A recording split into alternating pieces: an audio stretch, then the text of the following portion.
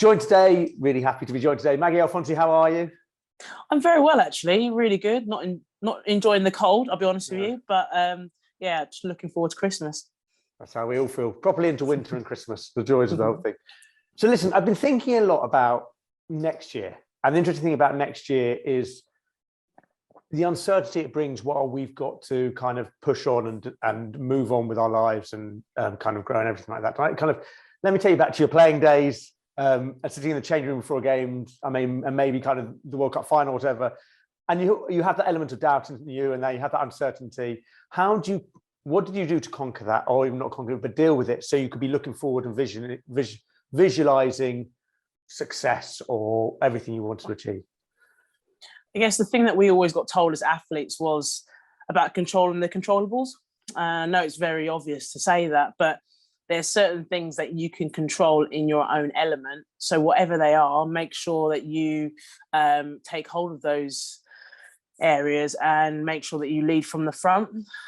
So if I talk about in a sporting sense, there's certain things that you can't control. So i.e. the weather conditions, the referee you can't necessarily control, but you can influence. So there's certain things that you're very aware of going into an unpredictable scenario where you have to sort of quickly think, okay, what things can we really take control of? And actually, how do we manage that? How do we game manage, the 80 minutes? And I think it's the same with business environment. We're going into 2022, there's still a lot of uncertainty, but it's really important to think what things can we really focus on and I guess control it on our best aspects of making sure we manage the year, because there's the reality is we're still not quite sure with where COVID is going to take businesses.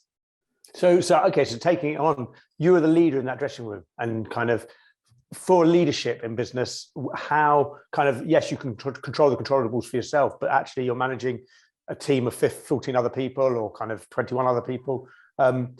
What did you learn, and how did you deal with it? I guess what I used to do as a leader, a leader that generally won.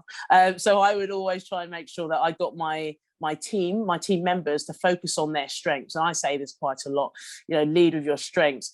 I think we spend a lot of time worrying about, again, things that we can't control, things that we aren't good at, or things that we feel like we need to improve on. When actually, I would always encourage my people to almost focus on what they're good at, focus on their strengths, and let there be their priority. I would also get my team members to almost, I'm one about mindset, so changing that mindset and how we think about negativity. So naturally, we all have this imposter syndrome where we start to unfortunately doubt ourselves. Again, that's where I encourage people to lead with their strengths.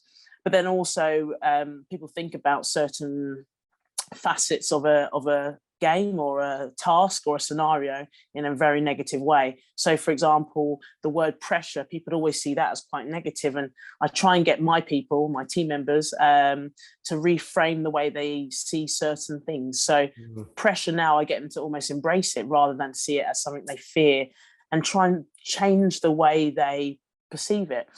So that's what I would always try and do when I work with various leaders, but also my team members, get them to think differently, get them to focus on their strengths. How do we start to be almost positive with our mindset and create this winning mindset, rather than almost looking at things that we can't control, looking at things that are slightly negative and things that we feel like are out of our scope of success. So can I ask, kind of, the word inclusivity kind of means a lot of different things, and we can go on to that. But one of the areas I'm really interested in, again, looking forward to 2022 and everything we've been experiencing up now, is the diverse workforce of kind of dealing with virtual people and in-person people as we return to the workplace, whatever it looks like. From your perspective and your experiences, how do you treat different people so you get the best out of them, maybe when they're all in different circumstances? I guess it's really important as a leader to make sure you know your team.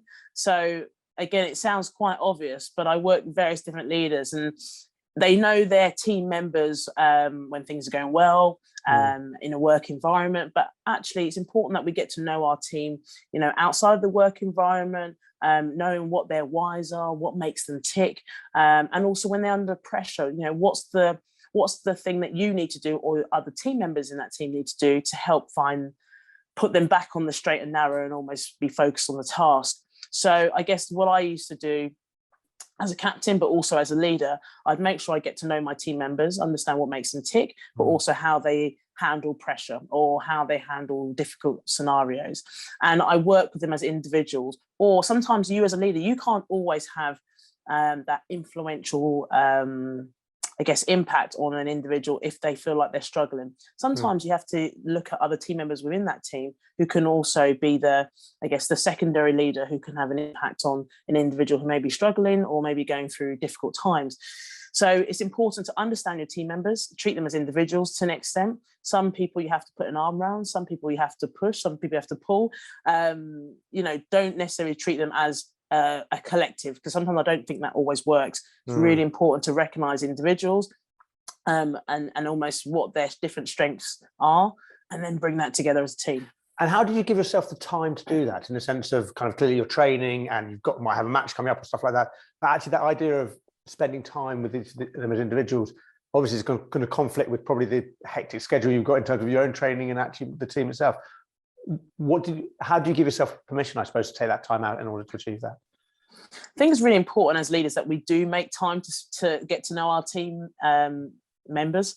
I think sometimes it can be quite easy sometimes to almost let that slip and focus on the task and what needs to be done. And sometimes when I was a captain, I'd focus so much on my own game, I'd forget about my team members. And the reality is, a very good leader, it's not necessarily about you, it's about the people around you and how you inspire them, how you influence them to realize their potential. You almost sacrifice yourself for the better of the good of the team.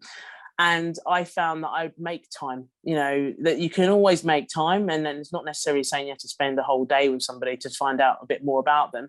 But, it's that in a work context, it's like when you meet them in the morning, you have a general conversation with them, how's your weekend been? How's your wife? How's your husband? How's the family? Just general conversations to get to know them. So for each of my team members, look, I appreciate that some people have very big teams, so it's not always possible. And also we have virtual teams now, so things become a little bit more challenging. But it's just making a general time to get to know your team members, because sometimes you might have to come back to that later on where you just want to touch base with them again. And when a team member feels like they've been valued or been listened to, I promise you they are willing to give you more, because they feel like they're part of a team rather than feeling like they're just another number. So can I ask, kind of, obviously now an esteemed commentator on television and broadcast, kind of about it fascinates me to the interaction between commentators who are sitting on a panel kind of discussing the game. How much time do you spend working on that? Kind of, it's another form of teamwork and leadership, or is it just because you are experts that kind of you come together and sometimes it works and sometimes it doesn't work, or is it actually kind of planned and you spend time developing those relationships? I'll be absolutely honest with you. It takes some time, especially when you think in terms of punditry or commentary. It's not always the same team that you're working with. Sometimes when you're working on a game, let's say if I'm working on a Six Nations game and I'm working, let's say Italy versus England, the people that I'm going to be working with won't be the same people that I might have worked with the weekend before, maybe for England versus France. So you have to quickly learn to build that rapport with those individuals, because on-screen performance and the relationship is very different to sometimes what your off-field performance and relationship might be. So it's really important that you spend time before you go on air to really build those relationships, because when you're on air, you want it to almost flow like it's a conversation, like you're working together, almost like a Strictly Come Dancing dance. You don't want it to almost feel like you don't know how to work with different people on screen. So there's a lot of time, I think, goes into trying to build those relationships. For example, when we talk about the green room, that's when you find the talent, I guess you call them.